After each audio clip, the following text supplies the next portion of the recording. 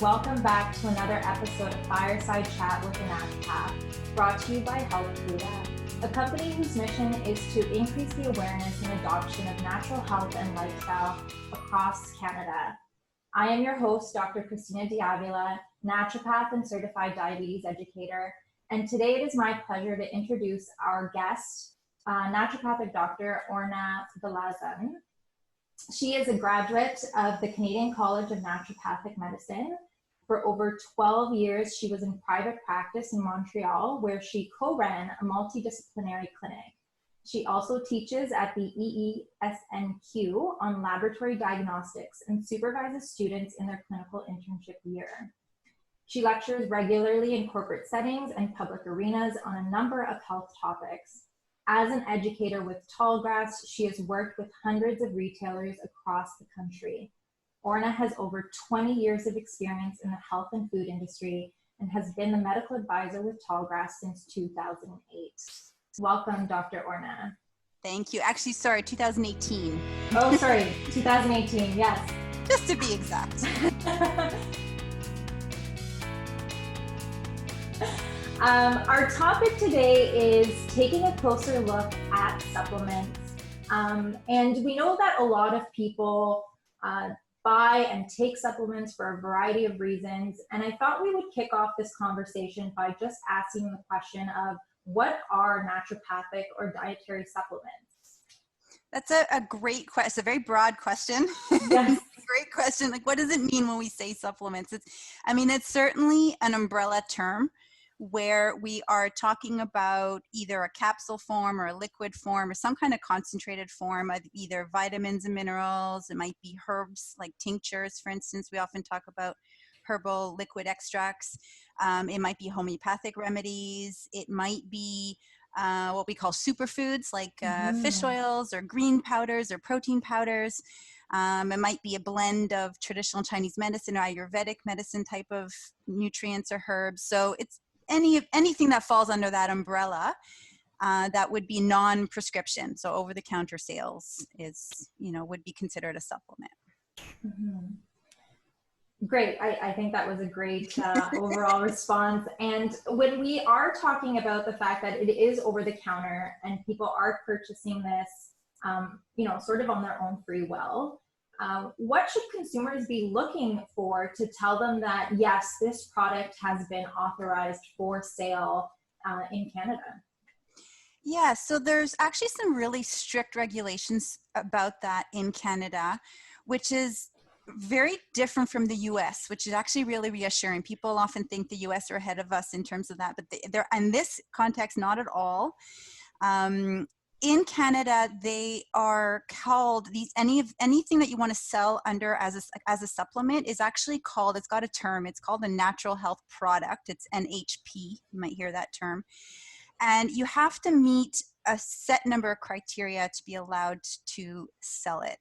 And if you've met those criteria, then Health Canada will grant the company what they call as an NPN number, which is a natural product number, and that'll be on the bottle. So you know that it's allowed to be sold, and in fact, you shouldn't really be finding products without NPN numbers in Canada now, because this has been in place since 2004. Mm-hmm. And so it's reassuring. It's a good, because the guidelines are so strict about what companies are allowed to sell, what they're allowed to say. It's very reassuring in terms of public safety that there's nothing out there, there shouldn't be anything out there that is going to be different from what the bottle says it is, or that would be contaminated or problematic in any major way. Mm-hmm.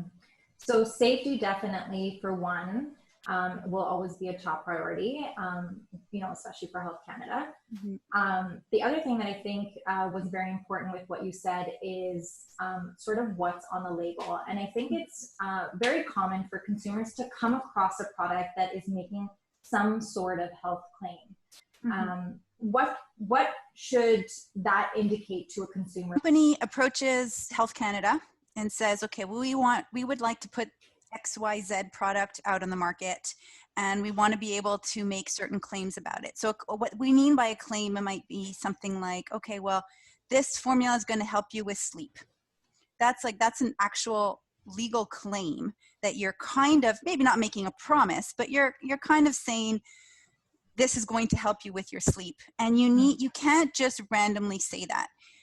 You need to have it backed up. So when a company approaches Health Canada and they'll say, okay, I want to, offer this formula or this particular herb, for one, Health Canada has a set number of pre-approved monographs about any given ingredient. So this is it's basically a science evidence-based document that has a number of different studies backing up anything that it says, and it lists what you're allowed to say about a given ingredient.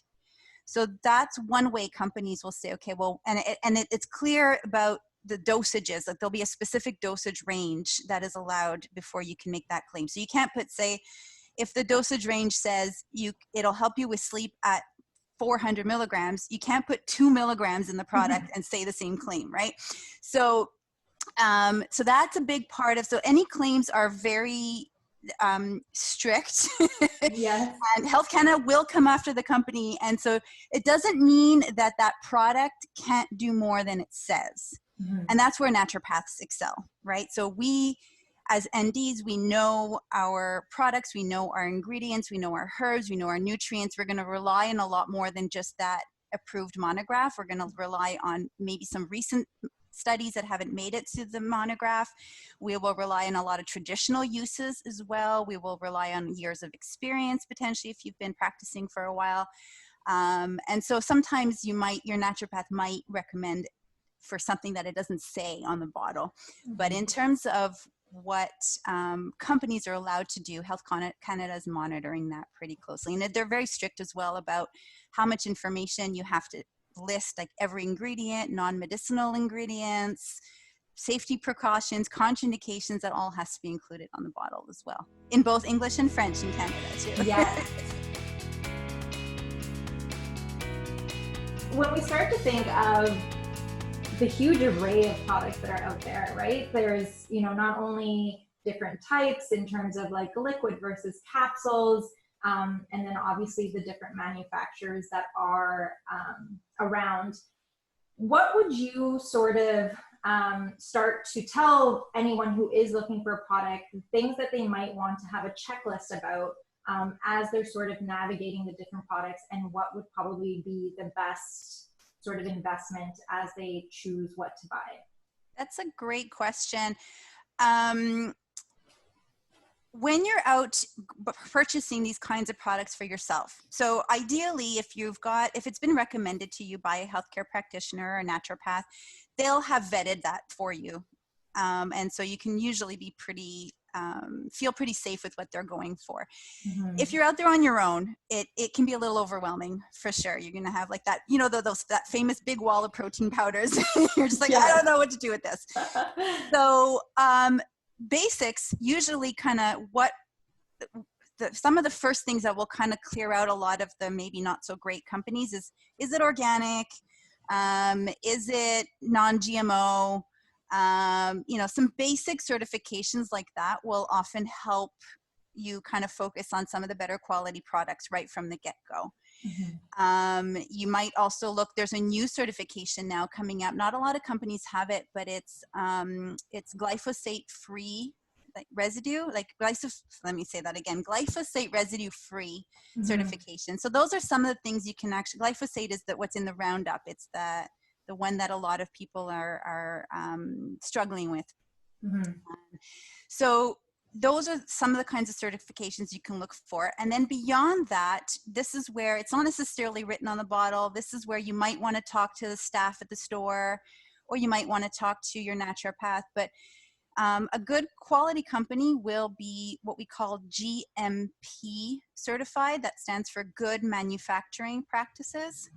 And you'll want to ideally have all their products be tested independently. So it's not the company saying, I promise it's really good. Like, you want a third party independent lab testing for these products and confirming, yes, it's, it's either, it is indeed gluten-free, or this really is echinacea in here. We've identified it with DNA testing, for instance.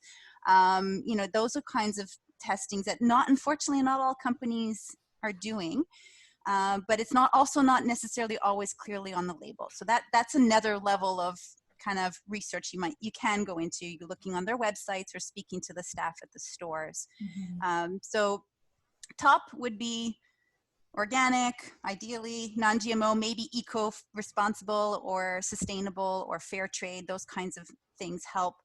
And then one little trick I often use as well is looking on the non-medicinal ingredients, which are usually really small on the bottle. And if that's a really long list of a bunch of chemical words, there's probably a bunch of fillers in there that maybe weren't needed, maybe you don't really want.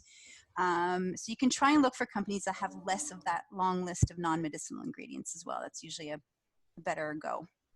And I think too, Dr. Orna, is we then need to understand how all of these practices that these companies might employ will then factor into costs. So when people are like, why is this one so cheap and this one's so expensive, and they're both, just let's say, for example, vitamin D, there's reasons behind it. And if consumers can understand that, then it can, lead to better choices. Absolutely. It makes a really big difference, because sometimes it has to do with where they're sourcing their ingredients from. Like, for instance, that plays into the organic, or, on and on. Sometimes it's because they're using real foods, which are going to be more expensive than synthetic molecules, for instance. Also the process involved, like what are the drying mechanisms, what machines are they using to compress and to create their tablets, like how are they extracting, like are they like what kind of alcohol are they using to extract the herbs. All of this is going to play into the quality and into the cost as well. Unfortunately, these are not necessarily always visible when you're looking at the wall of supplements in front of you. Yes. So hopefully, staff in stores more and more, a lot more than say a decade ago, are actually quite well trained in terms of most of the products that they're selling. So use them as a resource as well. Now, you mentioned using whole foods. So whole food supplements is definitely something that's been popping up quite a bit. And it might not be clearly understood what they are, and even what is the difference between whole food supplements and just regular supplements. Can you speak to that? I can. This one's actually a little, this is an important one to into my heart.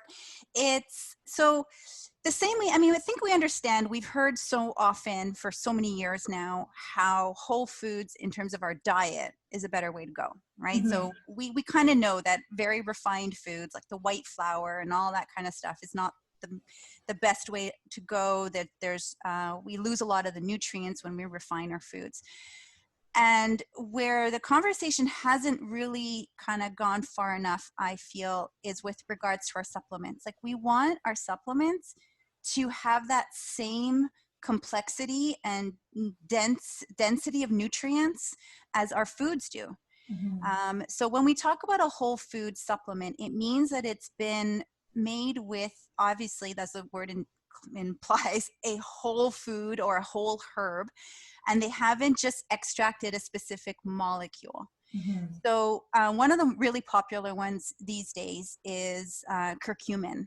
So for those who don't know curcumin, it's one of the compounds that you find in turmeric, or turmeric spice. And curcumin has had a lot of research to it. It's been proven to be a really good anti-inflammatory, which is why turmeric has such a great reputation, in part because of the research done on curcumin. So companies have been offering these isolated curcumin supplements, right, with really lots of amount of just one molecule. You'll see this in your multivitamins. You'll see this in, like, you'll extract specific isolated molecules without necessarily bringing in the complexity of the rest of the food. So what we're learning is, in order to absorb that specific molecule, in order for the body to activate it and use it, you actually need a whole lot of other things. You need cofactors and you need enzymes. And, normally when you bite into an orange, you're going to get all of that with Mhm. it. You're not worried about just your, for example, vitamin C or your ascorbic acid. You're getting everything with it. But when it comes to a lot of supplements on the market, they're often in very isolated forms. And so you're not necessarily getting all these cofactors and enzymes to help use it. So in respect to curcumin, we're now learning that there's other compounds in turmeric that actually improve the function, improve the absorption, improve how well we use curcumin. And these other compounds are also, oh my gosh, they're also anti-inflammatory. And they offer other things that curcumin doesn't offer. Okay, so maybe I should go back to the whole turmeric after all. So, I mean, these concentrated forms of specific compounds or molecules definitely have their place.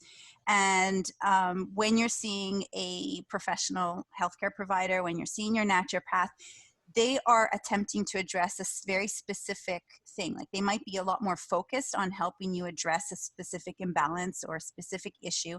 And they might want to use some of these kinds of things for a specific amount of time or a very specific reason. But that when it comes to your everyday average person who's looking at supplements as a way of improving their health or supporting their health or maintaining their health, then personally, my opinion is very much go for the whole food, go for the whole herb approaches. It's going to be a lot safer. And in the long run, you're going to avoid problems and actually have better chances of supporting your health as well. We want to make sure that what we're taking is actually getting into the body. And I think a lot of other questions that start to pop up into people's minds is, when do I take this supplement? Do I take it with food? Do I take it without? Is there anything that I should avoid while taking this? How would you sort of address these type of questions that might be popping up into consumers' minds? Yeah, that's it's a difficult one to answer when we're just talking about supplements as a broad category, because it's going to change very much about what you're taking. So certain herbs or certain foods might be more energizing, some are more calming, so therefore some might be better earlier in the day, some might be better at bedtime. Some like oregano oil is really popular, especially these days. Yes. And because oregano oil is a great antibacterial, for instance, and you actually are going to absorb it better if you take it at the same time as something fatty. So we actually say, take it with a little coconut oil or a little olive oil, or, other herbs might be better on an empty stomach. So it's going to vary a great deal. And usually the bottle will tell you, it'll have a bit of a guideline as to, with food or away from food or between meals or at bedtime. So that can be a great way to use as a bit of a starting point. When I've been in practice and working with patients, and I found that realistically there's these ideal moments of when a specific herb or nutrient should be taken. But in reality, we're busy.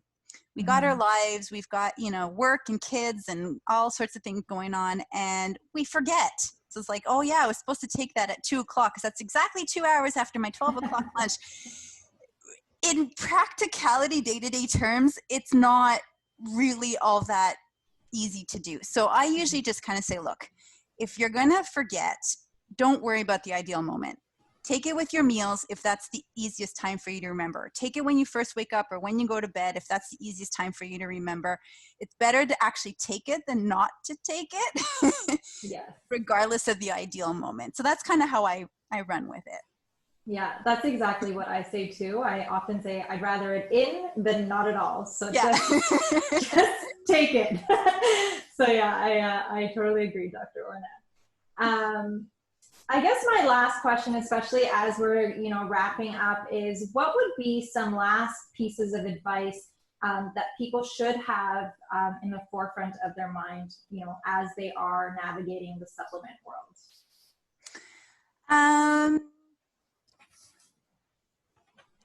So don't ever hesitate to ask questions. Use especially if you're kind of going in on your own, use the staff as a resource to ask some of these questions and explore, and stick to I mean, I'm a big fan of superfoods, like things like greens powders or fish oils, or, just broad support type of supplements. Multivitamin for me is a great foundation. It ensures that you're not going to be lacking in any major way. So if you're kind of going in on your own, stick to those types of supplements that are kind of have a bit of a broader support for you. Don't necessarily go too much for the very targeted and very specific type of supplements without some good guidance or some good knowledge or some good support around why. You'd be surprised. We underestimate how much just simple, basic things like a B complex, a multivitamin, a greens powder, like these, especially when you take them consistently, will have a huge impact on your health, and often will address maybe you were just worried about arthritis, and yet, like, oh my gosh, I've noticed that with my multivitamin and my greens powder, like my arthritis isn't so bad. Maybe I don't need to go for that special fancy formula that's going to address it. So just start with the basics, go there, and work with companies that it's okay if you're overwhelmed at first. If it's not a world that you know very well, it's completely understandable. Go in gently and get to know some of the companies. Obviously, I have a preference. I mean, every naturopath is going to have their go-tos, and it's not necessarily that one company is going to have the best of everything. We tend to learn we like certain formulas from certain companies, or we like certain types of products from certain companies, partly based on our knowledge, partly based on what we've seen. And personally, I mean, obviously, as you mentioned in my intro, I'm the medical advisor with Tallgrass. So what Tallgrass is a company that has several brands under it. So I work very intimately with brands like Megafood and Innate Response and Botanica and Host Defense. If you like mushrooms, they're great. So obviously, like, I'm going to have a preference because I trust them. I know I'm working with them. I know where they're coming from. And so work with someone you trust, who's going to be able to help kind of point you and guide you in the direction. I'm not sure if I answered the question. I feel like I went on a tangent, but No, I think you did awesome. And I think, one is, I'm hoping that with this conversation, we've inspired people to really take a closer look at their supplements, make informed decisions, and reach out to the people who can support their health, whether it's the staff at a health food store, whether it's your naturopath, whether it's your primary care provider, whether it's your chiropractor, your osteopath. Ask questions and, get the information you need to understand why you're taking a certain supplement, or why this is a better choice for you. Definitely. And even beyond which specific company or product you're taking, why are you taking it? And that's going to motivate you to keep taking it. And so understanding, and that's what, I mean, doctors as teachers, that's a big part of what naturopaths stand on. And so ask those questions. And if it's going to help you understand why you're doing these things, it'll be a huge support. Yes. Well, thank you so much, Dr. Orna. This was such a pleasure and informative talk. Like I said, I hope people are feeling inspired to take a closer look at their supplements, and maybe start to think about things that was never on their mind. If you liked our video, please leave us a like down below and subscribe to our channel so you can get notices about our up-and-coming fireside chats. Follow us on social media at health_Buddha. And otherwise, thank you so much again, Dr. Orna. This was such a pleasure. You're very welcome. And have a great day, everybody. Thank you.